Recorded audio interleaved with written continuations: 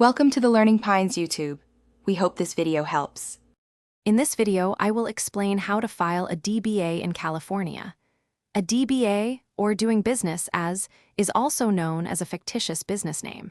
It allows your business to operate under a name different from its official legal name.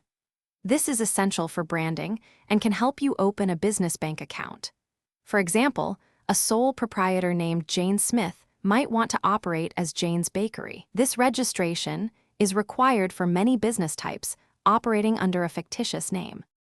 The first step is to choose a unique name and then file your fictitious business name statement. This is done at your local county clerk's office, not at the state level. You'll need to provide details like your business address and the names of all owners. It's crucial to file this statement within 40 days of starting to use your new business name. The filing fee can vary, often between $10 and $100, so check with your specific county. A unique requirement in California is the publication of your fictitious business name statement. You must publish a notice in a local newspaper of general circulation within your county. This needs to happen within 30 to 45 days of filing and run once a week for 4 consecutive weeks.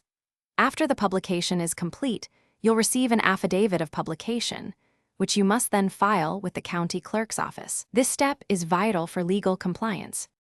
Once your DBA is filed and published, it remains valid for 5 years. To continue operating under that name, you must renew it before it expires. The renewal process is similar to the initial filing, requiring you to submit a new FBN statement and pay the applicable fees.